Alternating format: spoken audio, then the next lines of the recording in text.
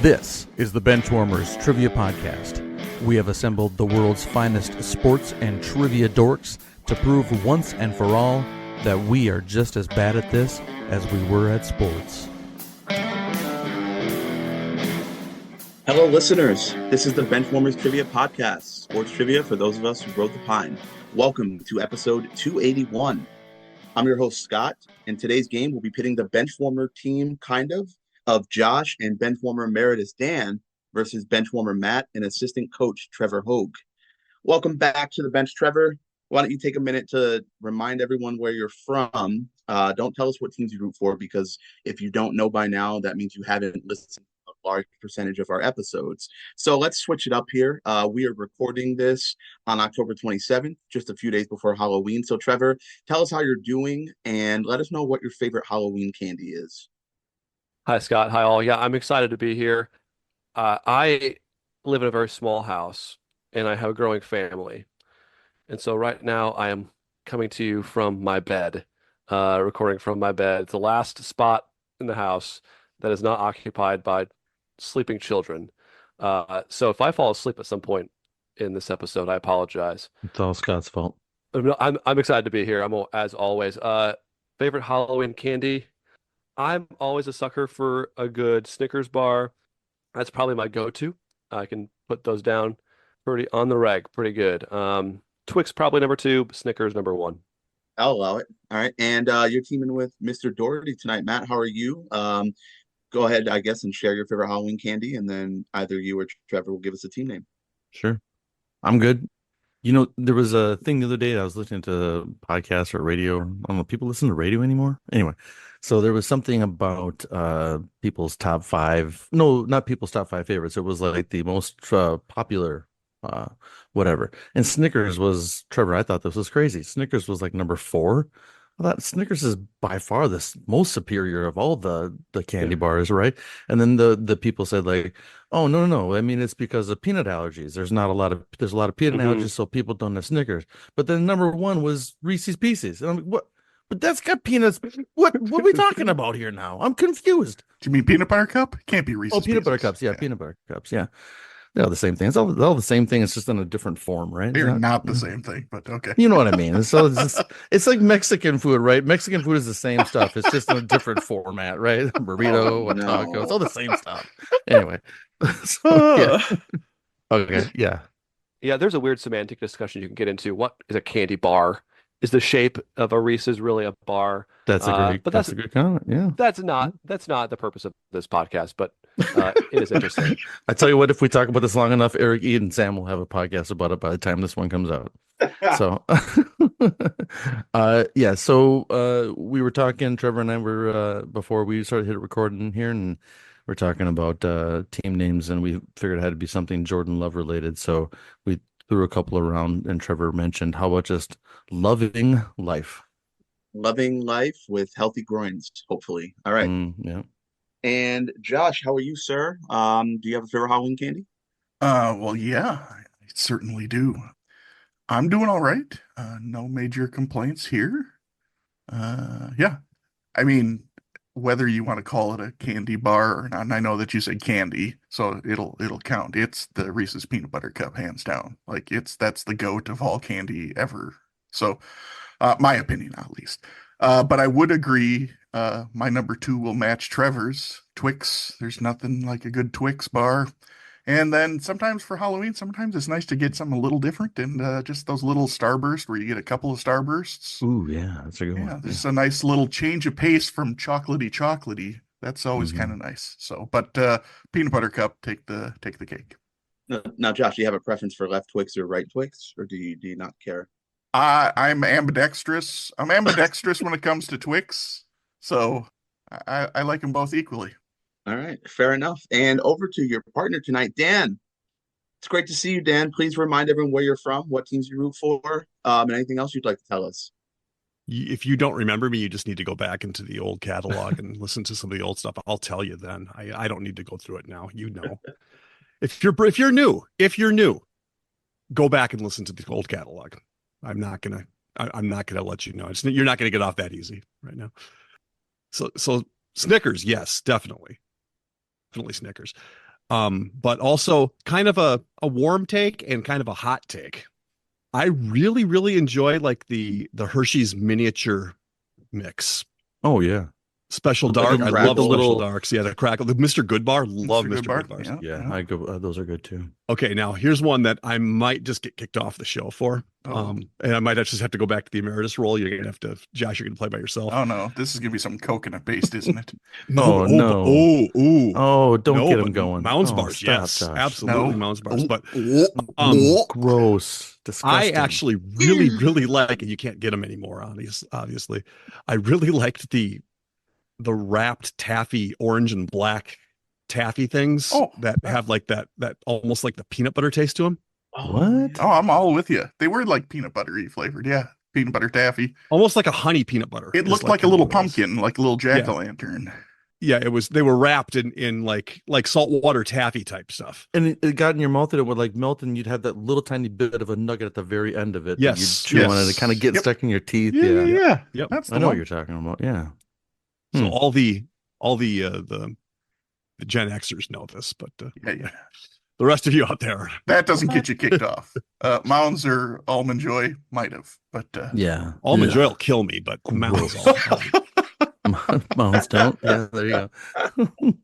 All right. And team name tonight for you Minnesota gentlemen. Well, as of recording here, we have just witnessed highway robbery of the Vikings. Lost their second game in a row, but on a really controversial call. For those of you that are listening now and remember what happened, you'll just know what happened when we say that our team name is going to be #TooMuchFaceMask. mm-hmm. Right. So we have #TooMuchFaceMask against Loving Life. This is weird. I'm not really sure what to do here because I'm looking at Dan, but I also need to kick it to Dan for the rules. So I guess I'm just going to go ahead and do that. The game will consist of 4 quarters of play, each with different trivia style. The styles of quarters 1 through 3 will change from show to show, and I will explain them as we go along. Like any good sporting event, we will have a halftime show after the second quarter with entertainment questions. And in the fourth quarter, our teams will wager from their points accumulated to see who are today's clipboard captains, to be honored like the true benchwarmers they are. All right, let's get this game underway. Our first quarter today will be pre and post game.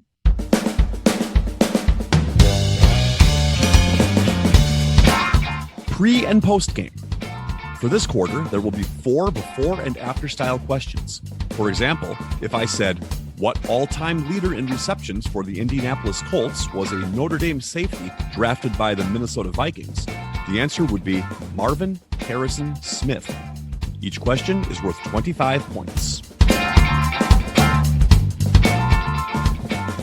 All right, question 1 in pre and post game. Second overall NBA draft pick who retired in 2020 and still holds the World Series record for most shutouts with 4, winning 2 championships 16 years apart, one as a player and one as a coach. Scott, we're gonna check in. All right, Loving Life has checked in. Too much face mask. You got a couple seconds here to talk it up. I think you landed on it I think we've stumbled onto it here. because he was a high draft pick. I think he was number 2. Okay, well that would. I mean, I hope that he would be so. I mean, it matches. We came up. I think we came up with Christy Mathewson for the first part or the second part. So working back to front as it was meant to be. Wow. We were trying. We thinking Doug Christie. Does that work?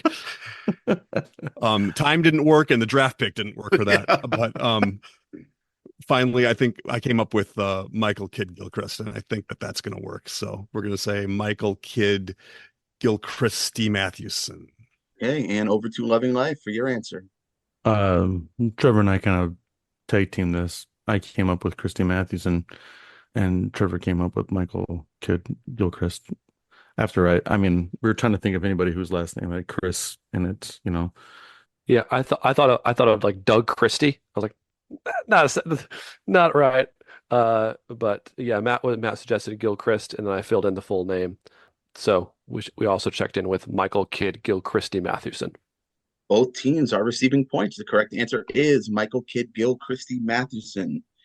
Not too bad. You got there. I know it started off a little bit difficult, but With Christy Matheson, go figure. Yeah, shocker. Old-timey baseball guy over here. yeah, you're welcome, Matt. Once I saw you were Thank you. signed up, I decided to add one of my pre and post games that had a player that played before A 1920. little late in his career for Matt, though. Yeah, well, Exactly. Yeah. He was a little long in the tooth when I figured you'd know the when he won as a player. Maybe not in 1921 when he won as a coach. That might be too. I wasn't aware of that. Yeah. Yeah, might be too late for you. All right. Question 2 in pre and post game. Second overall WNBA draft pick who stepped away from basketball in 2024 and was the fifth overall pick in 2014 who played in the NBA Finals last season. We'll check in. All right. Once again, Loving Life has checked in. Hashtag too much face mask. Talk it out. I don't know how much of that talking out's going to happen here. Well, who was in the finals this year? It was Dallas and Boston. Dallas and Boston. Is anyone from that roster going to jump out at you? That's been playing in the league for 10 years. No, Josh, I'm not going to come up with this. I have no idea. I'm not either, to be honest. I don't have an in on either one of these. So Nope, neither do I. let's just have Scott put us out of our misery because we don't have this. All right. We're checking in with Yeah. Just play the Marcus sounds Mm. back. All right. And over to Loving Life for your answer, please. I did not know this. I don't really know a ton of WNBA, and fifth overall picks from 2014 is not that's better for me, but I don't know it either one super well. But this was going to be I started thinking, okay, what WNBA players do I know that have been around for a while that would be noteworthy that they stepped away? Thought about Sue Bird. I'm like, did she just retire this year?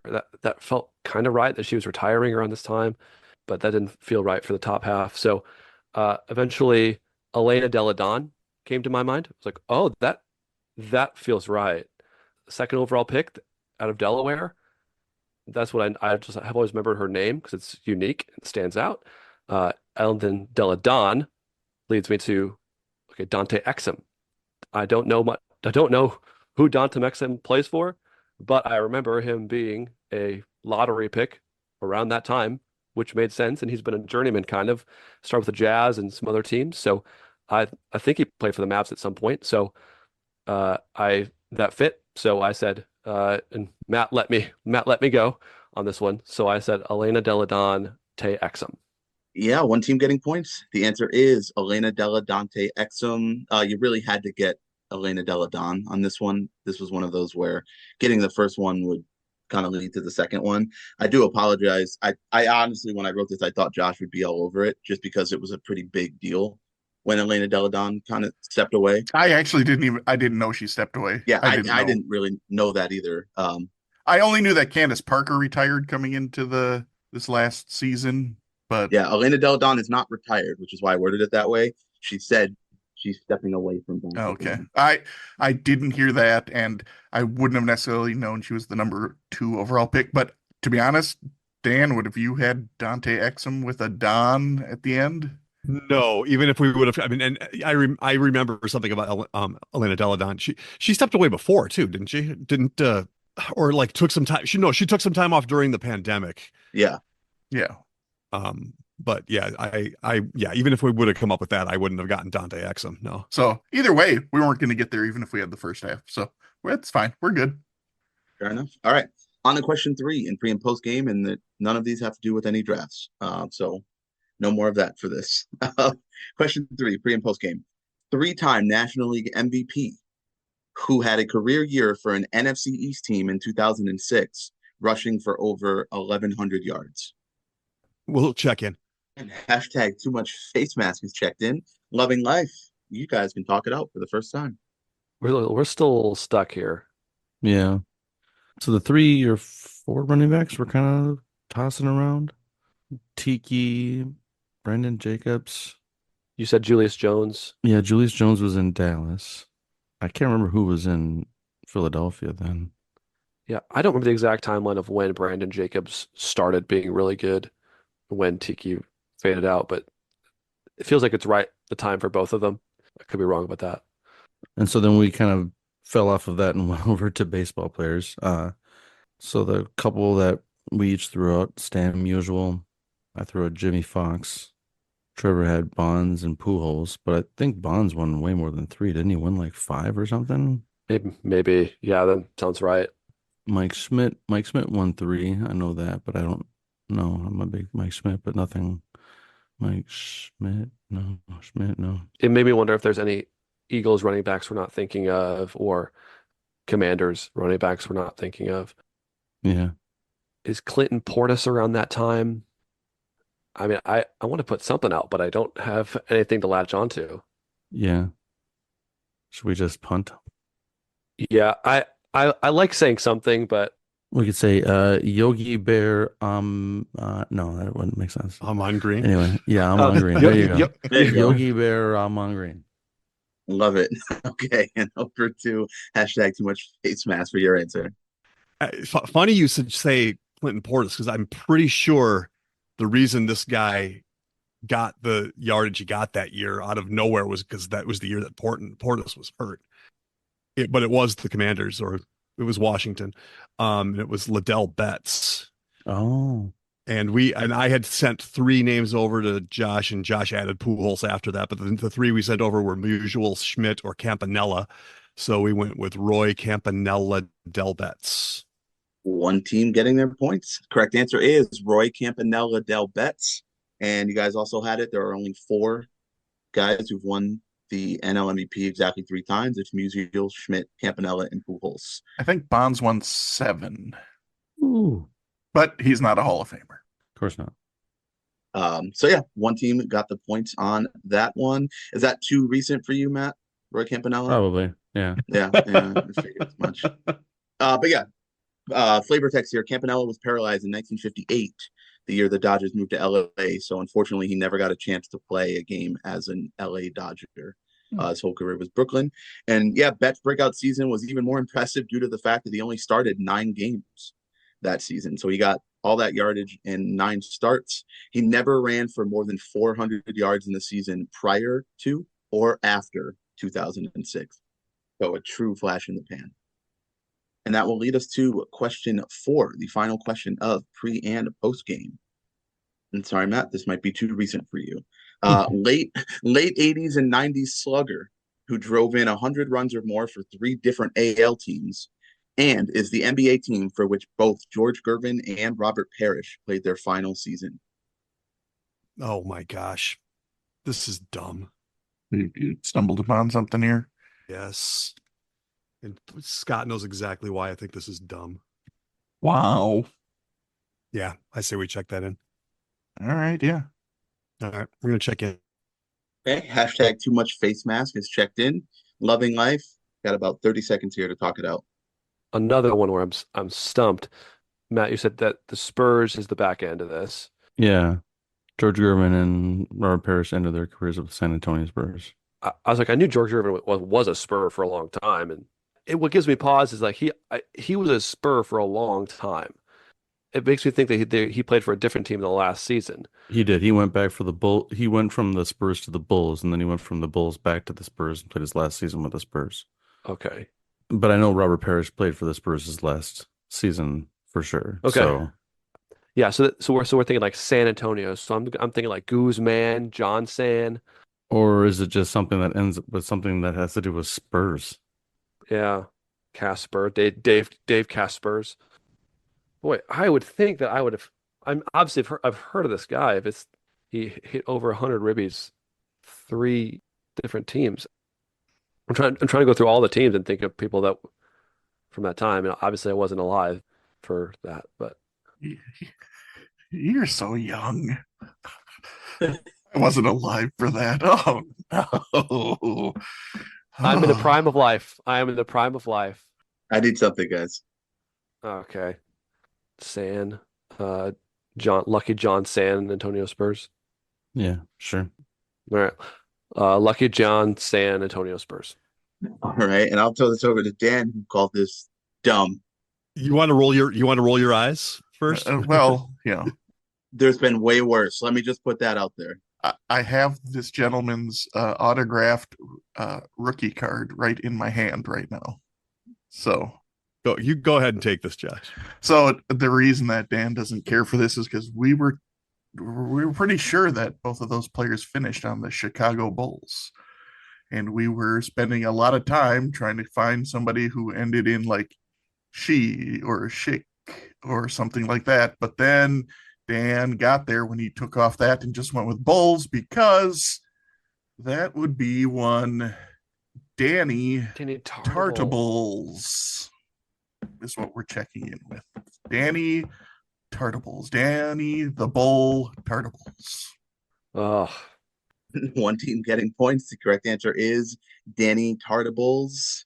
Yeah, I wrote this after Jermichael Finley a long time ago, and I've been sitting on it for a couple of years. Probably a good idea to sat on it for a while. I mean, this one at least did have one more letter. Yeah, it had an extra letter at least. exactly. Yeah, Matt Gerben only went back to the Spurs as a coach. He did end his playing career as a Bull. He only went back to the Spurs. He was an assistant. Oh, okay, yeah, okay. And then Yeah. Big Chief ended his career with the Bulls in 96, 97. After a challenging first quarter, we have following scores. Loving Life has 50, and hashtag Too Much Face Mask is a little bit ahead with 75. We wanted to let you know that we are on Patreon if you'd be interested in supporting us financially. Your contributions will be used to help us cover the costs that it takes to bring you the high-quality sports trivia you have come to expect from us. There's also some great perks that come with the Patreon membership to the Benchwarmers Trivia Podcast, including bonus episodes and Benchwarmers swag. You can find us at patreon.com/benchwarmerstp. Thanks. And I think/hope the game gets a lot easier after this, because today's second quarter will be fill the gaps.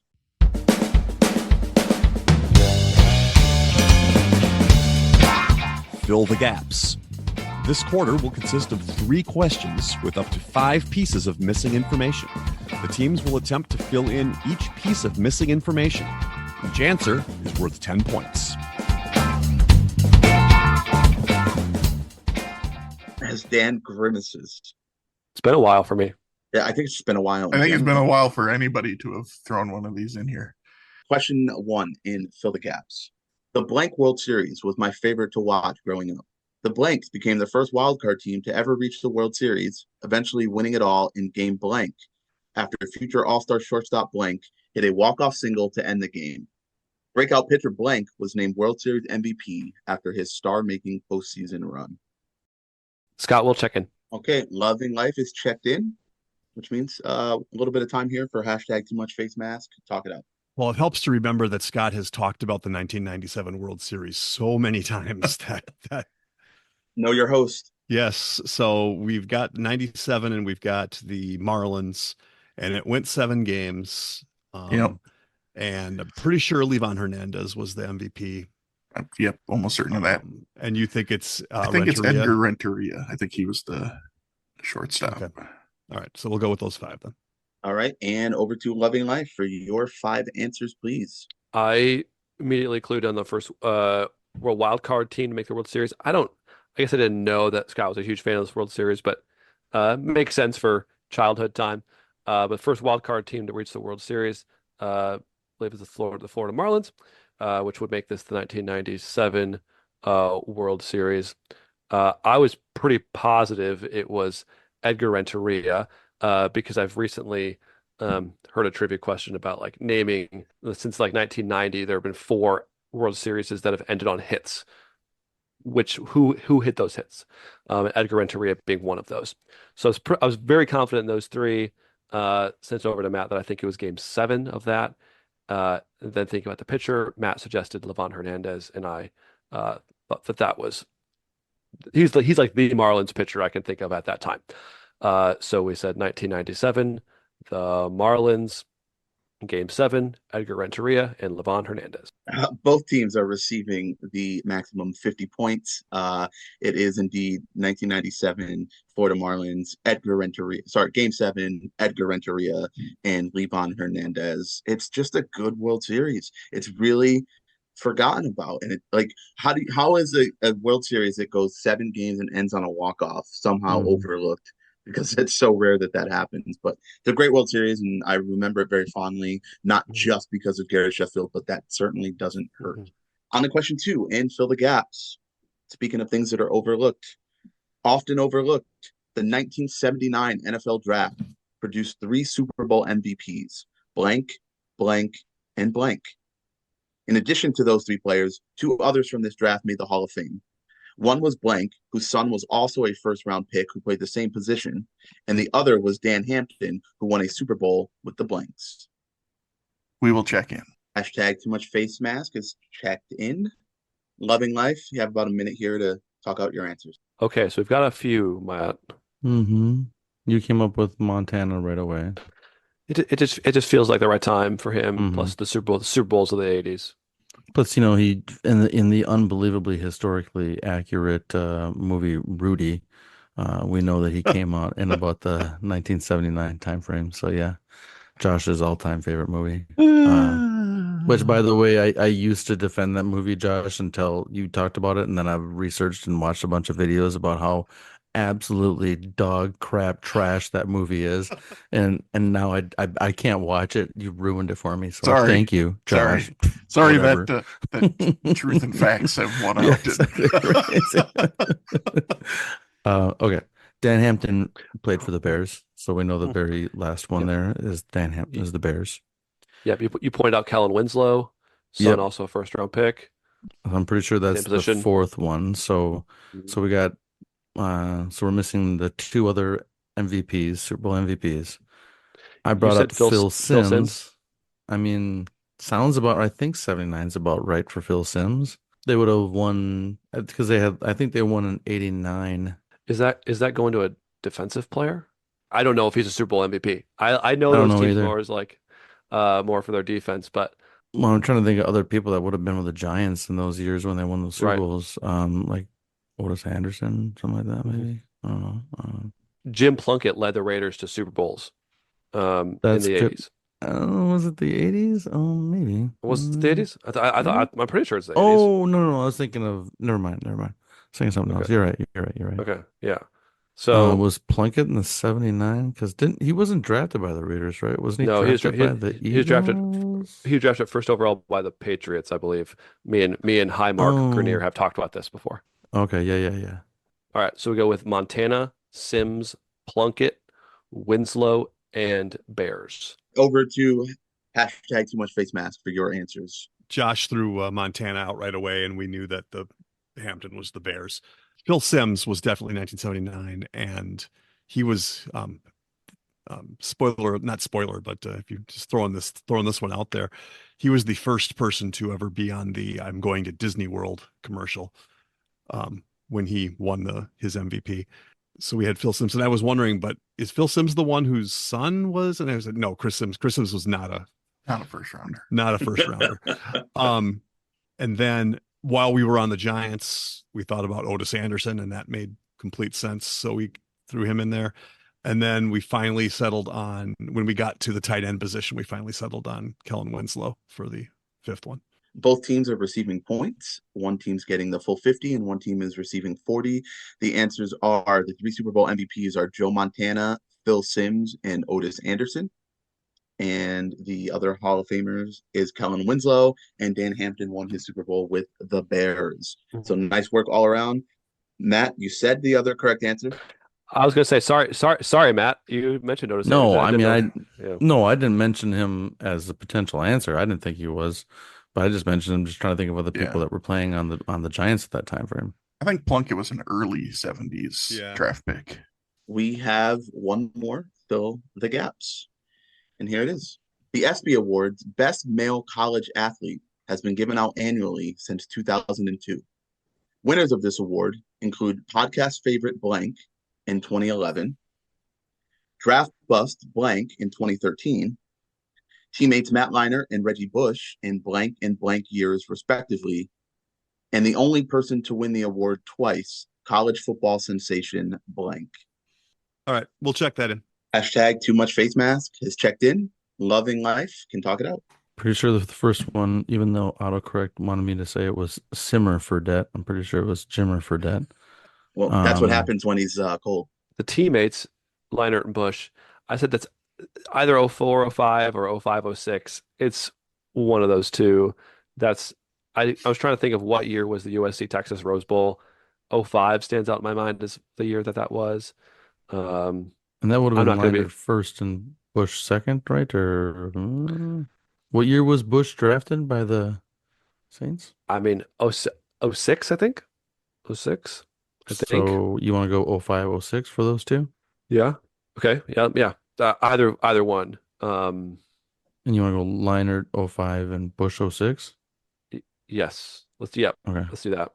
So for Okay. debt, then so the draft bust in 2013 reeks of Johnny Manziel, doesn't it? Yeah, I can see him winning it. That sort of Heisman moment he had. So if we do Jimmer Fredette, Johnny Manziel, Johnny Football, 05, 06, and then I had suggested Tim Tebow as college football sensation. He certainly wasn't one in the pros, but if anyone's going to win best male college athlete twice at the ESPYs for football, Tim Tebow is just like the perfect candidate for that.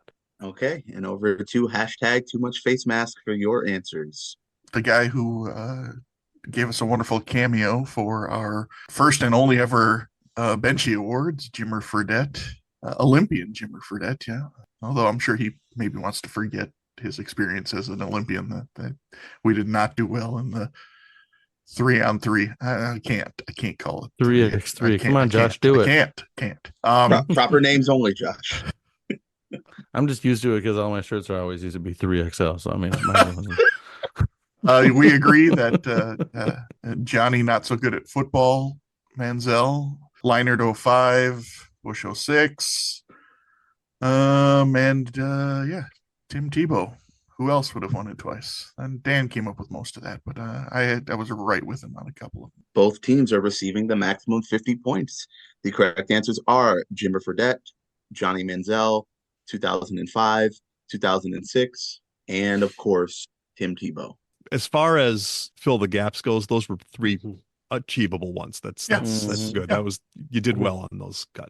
Good job. Good job, Scott. Way to go. Good job. We're all very proud. Way to resurrect it and have it not be insane. Right? Thank you. Appreciate that. I had the 97 one obviously for a while, but the other two were fun to write. All right. Well, I'm glad that I was able to resurrect it, and hopefully it won't be over a year before it's played again. But after the second quarter, we have Loving Life with 190 and slightly holding on to their lead against their division rivals with 225 is hashtag too much face mask. All right, that brings us to halftime. It is now time for the halftime show. There will be 5 entertainment questions pertaining to sports, with each question worth 20 points. We are recording this, as I mentioned earlier, on October 27th, which means that halftime will be about scary movies. So the way that this works is I'm going to describe to you 3 actors that have been slain in this horror franchise, and I will give you something to describe the actors. So if I said the will they won't they character with Ross from Friends, obviously the actress would be Jennifer Aniston and the movie franchise would be Leprechaun. So Okay. What? that's how it's going to work. I could get that. Leprechaun. That I could do. Leprechaun? That was just the example he was given. Obviously, No, that's no, not I one know. of them. I know. Yeah. I'm not Yeah. being critical of it. I was like, I had never even heard of that movie, so I wouldn't You've know. never Classic. heard of Leprechaun series? That is a classic, Matt. Oh, But sorry, scary movies are not my thing. no, they're not If- my thing either. But Mine either, I'm yeah, familiar mine either, with but that. It existed. If all else fails, guess the horror movie franchise. I guess. All right. Question 1. The guy who played George McFly, the girl who played the sorceress and the Scorpion King, and the guy who we're all just 6 degrees from. We check in. All right. Hashtag too much face mask is checked in. Trevor, or maybe both of you, talk it out. Boy, yeah. If you're relying on me, this is not going to go well. Yeah, Kevin Bacon in a horror movie. Yeah, that's the one I have. Tremors? I don't I Can I just say there is a mountain of sequels to Tremors. And my son can tell you all about this because like his favorite is like Tremors 4, and he goes on for like about 10 minutes about how much he likes Tremors 4. I have no idea, kid, but Is that the one with anyway, Jamie Kennedy? I have no idea, but it's the same. It's the one of the dads from the 80s sitcoms from Oh the yeah, Family yeah. Ties was the is the like Michael the bad, Gross. yeah, Michael Gross is the he's main like the star bad of guy, yeah, the exactly, or Tremors something. movies. Yeah. Yeah. All right. We'll say Tremors. All right. Checking in with Tremors and hashtag too much face mask. What is your answer? Kevin Bacon was definitely in Friday the 13th. I know that for a fact. Mm. So, and I'm pretty sure Kelly Who was too. So we said Friday the 13th is the franchise. One team is receiving points. The correct answer is Friday the 13th. The actors are Crispin Glover, Kelly Hu, and Kevin Bacon. Crispin Glover is in Friday the 13th, part 4. Kelly Hu is in part 8. And Kevin Bacon famously is in the original Friday the 13th. I He didn't gets an realize arrow that. through his throat in the He first does. one. Tremors is a good guess, but he didn't die in Tremors, Matt. He survived because No, he's I Kevin assume so. Bacon. Yeah, I mean, Yeah. obviously we did not guess Tremors because we thought that was the answer. Fair enough. All right. On to question 2. The girl who hosted Singled Out, one of the kids from Stand By Me, and the guy known for his leather jacket and motorcycle. Scott, we're gonna check in. Yay. Loving Life is checked in. Hashtag too much face mask. Talk it out. Jenny McCarthy, we're pretty sure is in Scream. Yeah, she was in, I think, 3, I think. Yeah. But I'm not The sure kids about. in the kids in Stand By Me. I mean, River Phoenix, Will Wheaton, Corey Feldman, Jerry O'Connell. Jerry Was he in O'Connell. one of Was the he in one of them? Screams? He might have been. And was Henry Winkler in Scream? I mean, that's the guy we know for his leather jacket and motorcycle, but is that who Scott knows for her leather jacket and I'm a little motorcycle? younger than you guys. Yeah. I know I don't know who. But it doesn't matter. We don't know if Henry Winkler was in Scream or not. I mean, I could have seen Jerry O'Connell being in one of them. and we know Jenny McCarthy was. So Jenny I think McCarthy absolutely was in one of the Scream movies. so I think that's where we have to go. All right. And over to Loving Life for your answer, please. I came about this the same way, kind of a little bit opposite of those guys, because after thinking about it for a minute, I was like, Henry Winkler played the principal in Scream, and so that's how I got it. And then Jenny McCarthy is like, she had to have been in one of the Scream movies, so that we also checked in with Scream. Both teams receiving points. The correct answer is the Scream franchise. Jenny McCarthy, as Josh said, is in Scream 3. Jerry O'Connell's the boyfriend in Scream 2. And Henry Winkler, like Matt said, is the principal in the first Scream movie. So it was the guy we were thinking of. And yeah, there's only one guy I know for his leather jacket and motorcycle because I had TV Land and they played Happy Days reruns when I was a kid. Fair. All right. Final question of halftime. One of the new kids on the block, one of the sisters from Seventh Heaven, and as unfortunately Josh telegraphed early in the podcast, the guy who's too old for this stuff. We'll check in. All right. Hashtag too much face mask has checked in. Loving Life, please talk it out. I feel so useless right now. Yeah, right. So, the guy who's too old for this stuff is Danny Glover from Lethal Weapon. That was Crispin Glover. We've already talked about this. There you go. Thank you. Apologies. I'm pretty confident Jessica Biel was on Seventh Heaven as was someone I know from Seventh Heaven. I mean, it's going to be a guess no matter what. What other horror franchises can you think of? The Ring Chuck, to that. is Saw. Chucky a franchise? The Saw franchise. Saw had a lot of films. Yeah. Texas. There's Chucky had a another- lot of ones. Yeah, Texas Chucky has a Chainsaw lot of Massacre had a lot of ones. Yeah, I think the Chucky stuff would have been big about what time that Danny Glover would have been pretty like in demand, and it sounds like something maybe he was doing later on in his career or something. But Mhm. I don't know. Let's go with Saw. Yeah. I don't care. Okay. Sure. Okay. And hashtag too much face mask for your answer, please. only thing I have for this is that I'm pretty sure Donnie Wahlberg was in one of the Saw movies. So we went Saw. Johnny Wahlberg was in more than one of the Saw movies. The correct answer is the Saw franchise. Donnie Wahlberg was in Nice. Saw 2, I believe Saw 4. Oh, I was think he the that's the final one. girl? Yeah, he was the final guy. I think he Final dies in girl. Saw. Both teams getting points. The correct answer is the Saw franchise. The actors are Donnie Wahlberg, Beverly Mitchell, and Danny Glover. Danny Glover is the detective in the first Saw. All right, well, that was fun for me at least. After halftime, we have the following scores. Loving Life has 240, and hashtag Too Much Face Mask has 300. All right, today's third quarter will be the missing link. The Missing Link. This quarter will consist of 5 questions with theme-linked answers. The teams will attempt to answer the questions and guess the theme. Each question is worth 20 points. If a team checks in first via chat to the host with the correct theme before the 5th question, they will earn 100 points. The other team can still earn 50 points with the correct theme guess.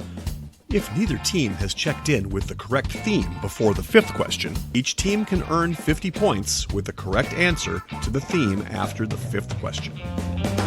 Question 1 in the missing link. In 1999, Sports Illustrated named him the Sportsman of the Century. All right, we will check in. Hashtag Too Much Face Mask is checked in. Loving Life, talk it out. Okay, I sent over to Matt right away, Jim Thorpe. I don't know that, but he feels Yeah. like the default answer on these kind of things. You suggested Ali, also could be a very good answer. When Um, 99, Ollie was still around, I believe. I don't think he had passed away by then, but he was suffering from Parkinson's and, in 96, he, did the Olympic torch and everything. So he was yeah. in people's minds, and I don't think Jim Thorpe was all that present in people's minds around then. No, he's just one of those guys that feels like the default answer on uh greatest athletes of all time because he was a great athlete. But Hmm. I don't mind going Ali. Yeah, let's go for that one. Sure. Okay. Hashtag Too Much Face Mask, your answer. Well, Jim Thorpe is a good one. We also had Jesse Owens as another, and I think both of those by different entities have maybe been like one of those two. I think maybe was ESPN's Sports Person of the Century or Athlete of the Century, but I'm pretty sure SI's was Muhammad Ali. Both teams are receiving points. The correct answer is Muhammad Ali. All right. Question 2 in Missing Link. This franchise, whose current president of basketball operations is Spud Webb, has been coached by Del Harris, Eduardo Nahara, Nancy Lieberman, and Nick Van Exel. Hey, Scott, we're going to check in. Okay. Loving Life is checked in. Hashtag Too Much Face Mask. Talk it out. This has to be a G League thing, and I have no idea who any of the G League teams are. So Neither other than the Iowa Wolves. I don't know any others. That's the only one I know. And I think I would have heard if Spud Webb was their president of basketball operations. yeah. So I have nothing on this. Yeah, I don't either. So we can just Let's bring out the special teams. coffin corner it is. Right. Hashtag Too Much Face Mask has pinned their team at the 2-yard line. So Loving Life, what was your answer? I wrote a Spud Webb question here. My last game that I hosted, and so I'm pretty sure this is the G League. Neither team is receiving points. The correct answer, this team is in the G League. I did not ask for the league. I was asking for a specific franchise. The correct answer is the Texas Legends, who are the G League affiliate for the Dallas Mavericks. Who between that and Dante Exum, we have talked too much about the Mavericks, so we'll just move on.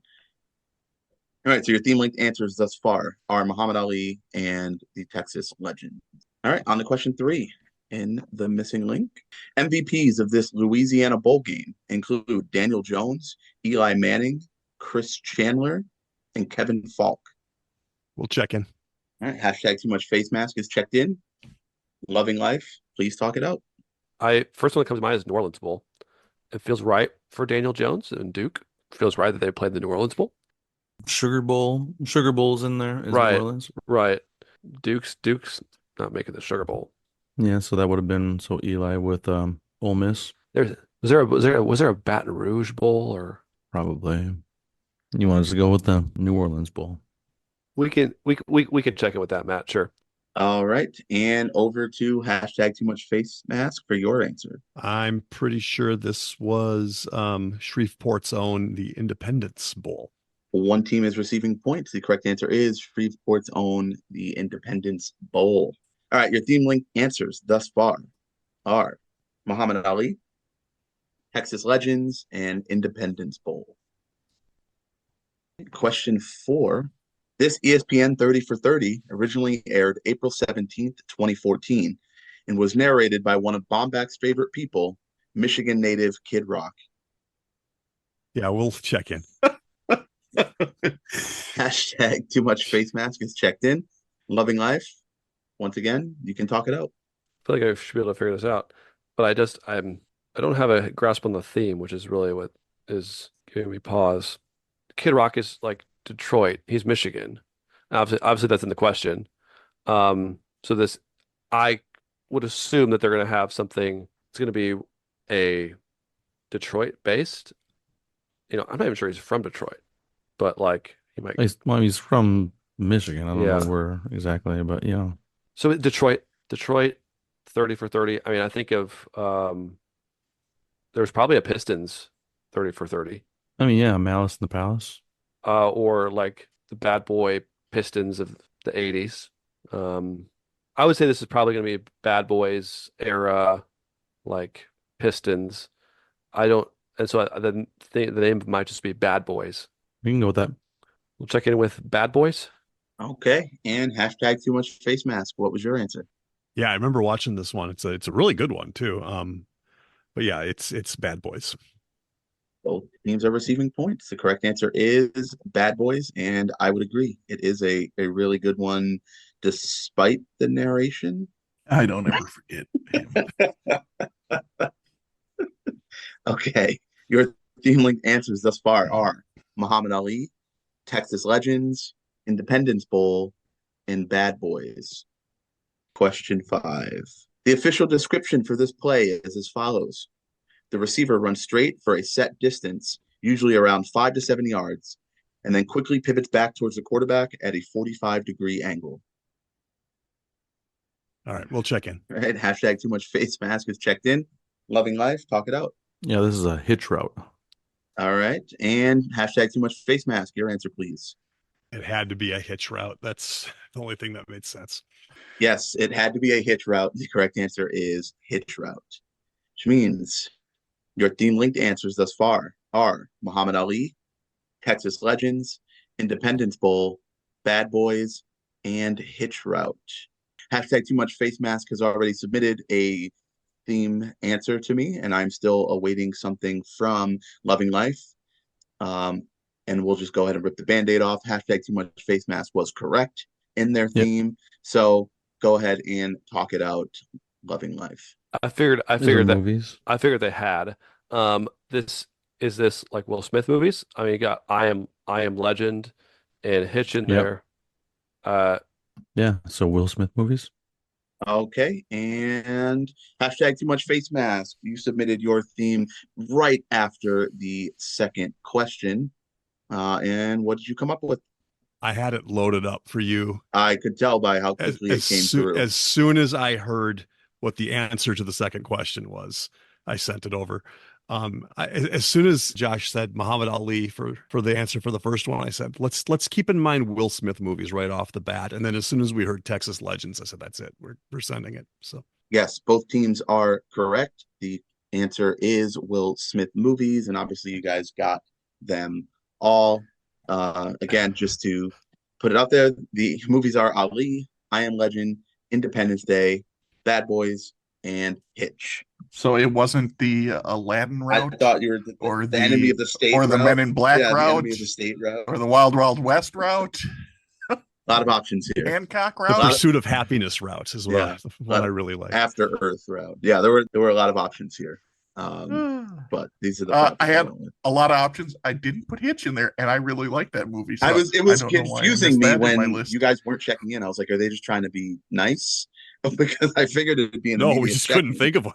No, I kept staring at the ones I put in that I had texted over to Dan, and Hitch wasn't in there. And then he was like, he typed over Hitch, and I was like, yeah, that's it. All right. Well, after the third quarter, we have Loving Life with 350 points and taking a slight lead after the missing link round with 480 is hashtag too much face mask. That brings us to the fourth quarter.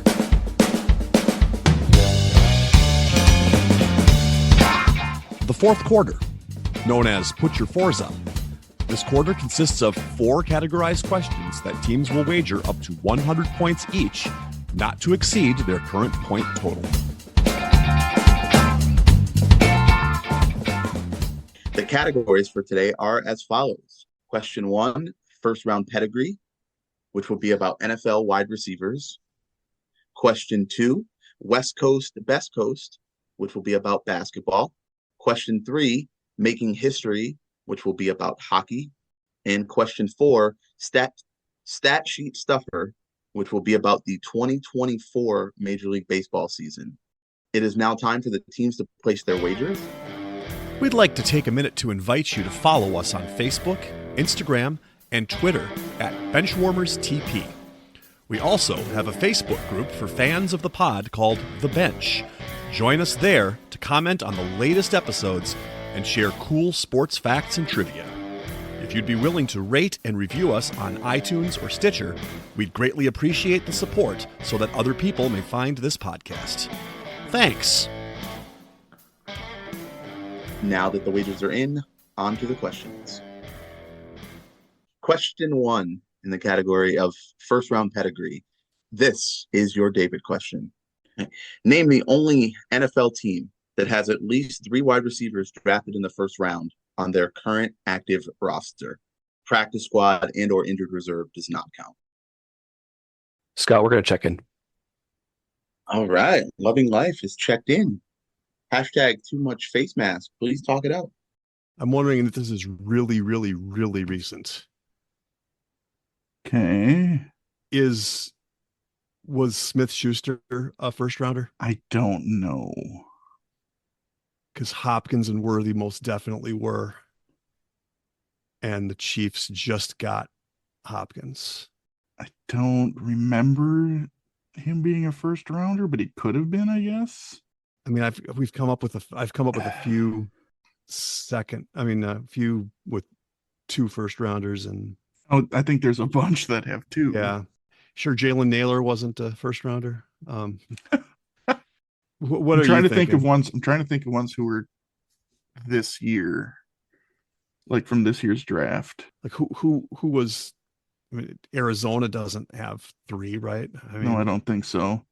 And we determined that the Bears don't, right? Because Keenan right, Allen. because I don't think Keenan Allen was. I think he was a third rounder. Now that I give Yeah. it more thought. Jacksonville? No, not Jacksonville, right? I don't even know who they have these days. Yeah, I don't have this. I don't either. I mean, what other receivers recently just got, weren't there just like 2 or 3 receivers that just got traded besides Hopkins? Well, Devontae Adams, but I don't think he wasn't a first rounder. Okay. Um, wasn't there another trade after or either right around there too? I thought another receiver went somewhere. throw out a team, Josh. Throw out any team. I mean, I don't know. I don't know who all the Chiefs have right now. Did they pick up anyone else because of all their injuries? I mean, they may have. I don't know. I go with them and just Let's just try it. Yeah. all right. We'll check in with the Chiefs for 100. Okay, and over to Loving Life for your answer and wager, please. And I hope you didn't say the Packers. Lord, the good Lord knows we didn't. I love this question. It's just cycling through all the teams and thinking of who are their top receivers and just running through all the teams. So we listed off a bunch of teams that have 2, and I came to the Ravens in my mind, and I say, oh, okay, they're a team with 2. Like, well, at least 2, because they have Zay Flowers and they have Rashad Bateman. And I was like, well, who's the third though? I mean, is Odell still in the Ravens? I mean, he's been bouncing around. He was in the Ravens last year. Is he still there? I mean, I don't know, but if he is, that's three. And then the light bulb dawned on me earlier today, as of on this recording, Nelson Aguilar scored a touchdown in the Ravens-Browns game, which I can't believe the Browns won, but that's an aside. Nelson Aguilar, I believe, is a first rounder back in the day. And if he is, I'm pretty confident, Zay Flowers is a first rounder, Rashad Bateman's a first rounder, former Minnesota great Rashad Bateman. So I felt pretty good in saying the Baltimore Ravens as the answer. And we wagered 100 points on that. All right. One team is receiving points. The correct answer is the Baltimore Ravens with Zay Flowers, Rashad Bateman, and Nelson Aguilar. Nice job, Trevor. So I wouldn't have known that Nelson Aguilar was a first round pick, and I didn't even know he was still in the league, and let alone put him on the To place him where he would be. Ravens. Truthfully, if I hadn't seen him score a touchdown on NFL Red Zone today, I would not have known he's on the Ravens. I paid zero attention to football today because my team played on Thursday. So anything that happened today, not a clue. I had no shot at this one. So Not even the backdoor of Minnesota of Rashad Bateman. Well, even then, in your discussion, there are you- so many teams that have a two. couple of teams there. Yes. Yeah. Right? I mean, Yeah. like Yeah. most teams seem to have two. Yeah. Except the Packers, who famously never draft a wide receiver in the first round. So after question one, we have a lead change as Loving Life now has 450 and hashtag too much face mask is down to 380. But there are still 3 questions left. Let's move on to question 2 in the category of West Coast, Best Coast. Who has the most points scored all time in the WNBA for a player who never played for a Western Conference team? I will tell you that it is someone who's in the top 5 of the all-time scoring list. It's not like the 13th person down on the list. We'll check in. Hashtag too much face mask is checked in. Loving Life, talk it out. Okay, so Taurasi and Bird both played in West. Tina Thompson played for I think Seattle. the comments. I think Tina Thompson at least played for the Houston Comets. That's the first thing that comes to my mind. Okay, yeah, so that's obviously West. So I then, assume it's a Western team. I who don't did even know Tina this. Charles play for? I don't know. Tina Charles is someone we like. Is it possible? I'm just trying to think of other, like I don't think Lisa Leslie would be other up players. there, right? Because No, yeah, Lisa Leslie and- played for New York, right? But she wouldn't be up there in the scoring. Well, yeah. I mean, Lisa Leslie plays for the Sparks. That's what I know Oh, her that's for. right. Yeah, when I think Yeah, of, yeah. Yeah. Like Other Candace great players. Parker. Candace Who did she play Parker. for? I think she played on both coasts. Yeah. I could be so wrong about this. I think she played I on know both. some of this on stuff, but both I sides. don't know specifically like their entire career, like who they played Right. for and didn't play for. Yeah. I'm confident that Charles. I'm confident that Taurasi and Bird both played in the West for a long time. Yeah. And I I'm think confident that Tina Thompson did it too. Yep. Tina Charles is the name that we don't know where. I'm fine going with that. With all the confidence in the world. Yeah, right. But you want to just pull the trigger on it? Yep. Tina, Charles for 75 points. All right. And hashtag too much face mask. Your answer and wager, please.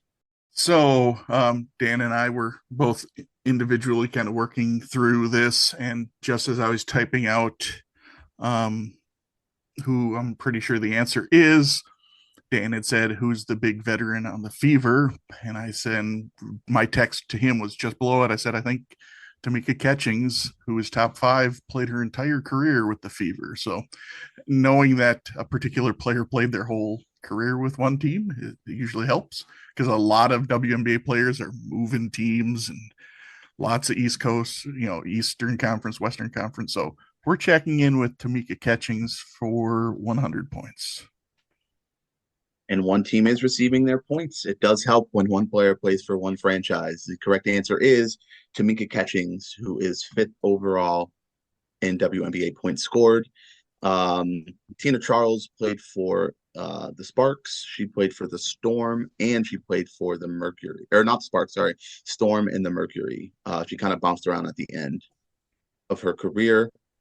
So that is why she was ineligible. And then the others on this list, of course, Taurasi has played in the Western Conference. Tina Thompson played for Houston. And then 4th is DeWanna Bonner, who has also bounced around on a couple Western Conference teams, the Mercury being the most notable. So with that in mind, we once again have a lead change as the scores now stand as Loving Life with 375 and hashtag Too Much Face Mask back with 480 with 2 questions to go. Question 3 in the category of, I don't even remember, hockey. Making history. This is a hidden snooker question, right? There you go. Yes, exactly. Please. Question 3 in the category of making history. During the 2024 NHL draft, Tej Ginla was selected 6th overall. Tej is the son of former NHL star Jerome Ginla.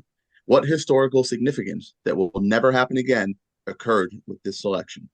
Scott, we can check in. Okay, Loving Life is checked in. Hashtag Too Much Face Mask. Right. Please talk it out. I mean, I'm not sure exactly what specific, how specific we need to be, but he was drafted by the Utah Hockey Club, and next year they will have a different team name. So to me, he would be the only first round draft pick ever for the Utah Hockey Club. Yeah, I think that's because it won't happen again because they'll be the Utah something else. Right. Yeah. I mean, that's really all we've got. So, I mean, hopefully that's close enough to what he's looking for. Yeah. So that's what we're going to check in with, is that he'll be the only first round draft pick of the Utah Hockey Club for 21 points. All right. And Loving Life, your answer and wager, please. Yeah, very similar logic. I was pretty positive Tej was drafted by the Utah Hockey Club. Modern hockey is my jam right now, ever since I moved to Detroit. So it was just a matter of, is that what Scott's looking for? It's just that he was the first, he's going to be the only first round pick of the Utah Hockey Club because they're going to change their name. So that's also what we said. I'm not sure exactly how to say it, but the first round pick of the Utah Hockey Club and the only first round pick of the Utah Hockey Club. Something in that vein. We wagered 75 points on that. Both teams are receiving points. You guys were actually even more specific than I was. I was okay accepting he was the first player ever selected by the franchise, because obviously no one else will ever be the first player selected by the franchise, regardless of a name change. So, but you guys were even more specific, which is, I mean, they're not technically Coyotes and the Jets. The Coyote franchise, but they're not. They were saying they're not acknowledging that. So they're not. They're starting their history fresh with no history. What I read. That is what I read. Oh, so I did not know that. So that's why I went with the first and only draft pick of the club. Did the Jets get their old history back then? I have no idea how they're doing that, but I read that they are not using the history. But either way, cool. Both teams are correct. So going into the last question, the margin is 51 points as Loving Life has 450 and hashtag Too Much Face Mask has 501, meaning it will all come down to the final question in the category of stat sheet stuffer. All right. And this one has a lot of information in it, so bear with me. All right. The 2024 Major League Baseball regular season will be remembered for the first ever 50-50 season, Aaron Judge's pursuit of the AL Triple Crown, and Ellie De La Cruz's ability to steal bases. But who was the only player to finish in the top 10 in all of the following categories? At-bats, runs scored, hits, doubles, triples, total bases, steals, and wins above replacement. And your hint is that his American League team did not make the playoffs. That's the best I have. I'm fine with that. Go with it. All right, we'll check in. For the last time, hashtag too much face mask is checked in. Loving life, you have about a minute here to talk it out. Hear me out. Only because I hear about this a lot of times, and I really didn't know a lot about him until this last year. But Willie Castro for the Twins, at one point I know they talked about him being like number 3 or number 4 in WAR in all of baseball because he plays like all of the positions. He's got an amazing glove and he's got a pretty decent bat. I don't know about the rest of all that stuff, but it fits a lot of that stuff. I know he had a crazy amount of at bats this season. Yeah, my gut says Duran of the Red Sox. Uh, just Okay. thinking of all those categories, like he's a big. I don't know if know enough about Castro. Like, did he hit a bunch of triples? Like Duran is the kind of guy who gets a bunch. I know he got a bunch of hits. He's fast. Okay. So I don't know about Willie Castro's speed, but like in terms of a guy who gets a lot of hits, who hits a lot of it, steals a lot of bases. Was Jaron Steels? Duran. Steels was on here. Okay. Yeah, yeah. Yeah, then we I can forget. we can go with that too. I was just throwing it out just because I mean both of us said Bobby Witt Jr. until the hint Yeah, came up and we were like, well, what yeah, if then yeah, then yeah. If it weren't for the hint, I may have gone Bobby yeah. Witt Jr. Yeah, I just think that the best player who was on a non-playoff team, Duran of the Red Sox, I think he had some controversy during the year off the field from some comments, but on the field, pretty dominant year. So, Do it.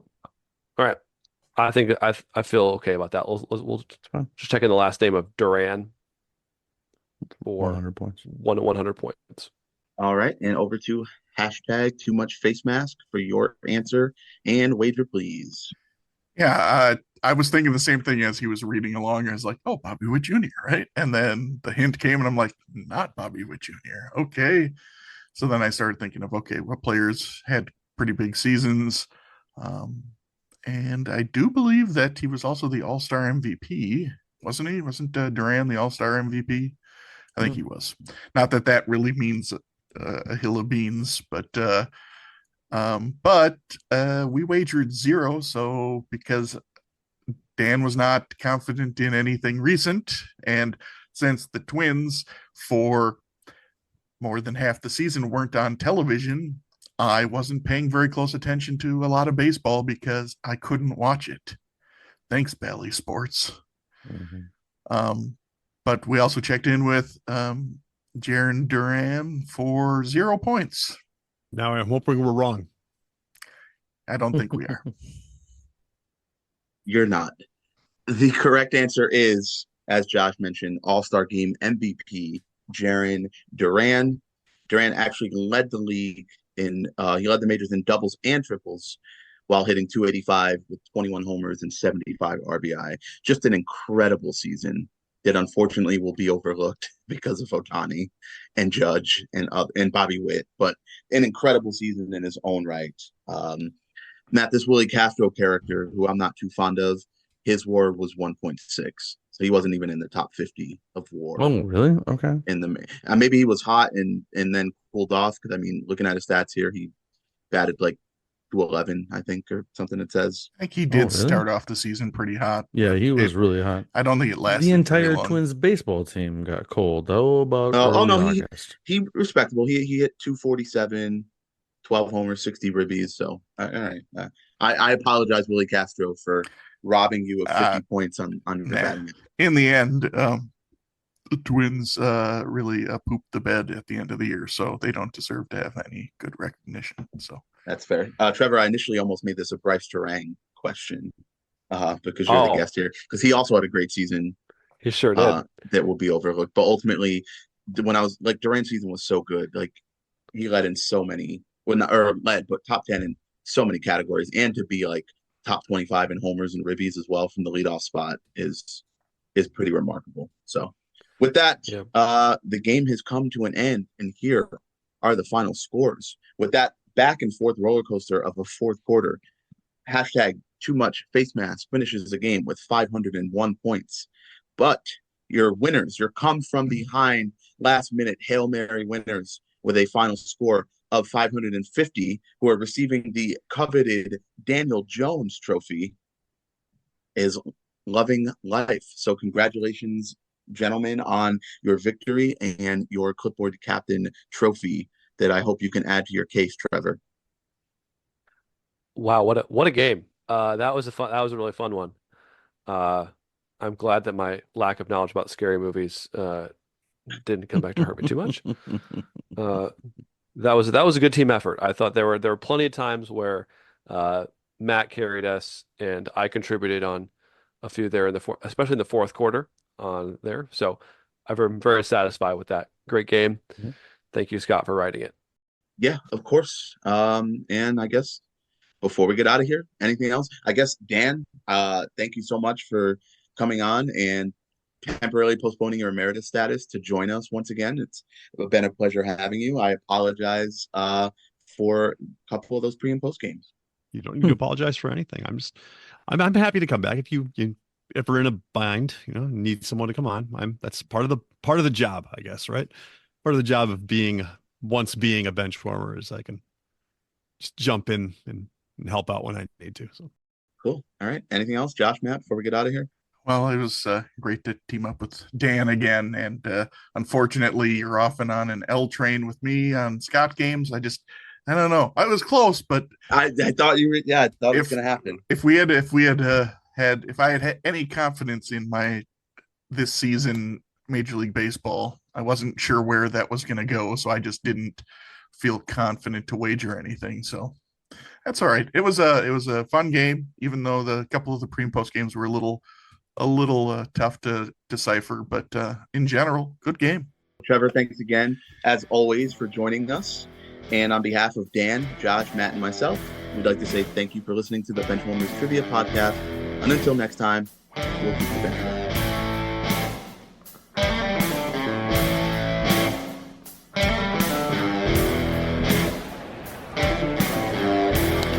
That ball hit high and deep. Stretch!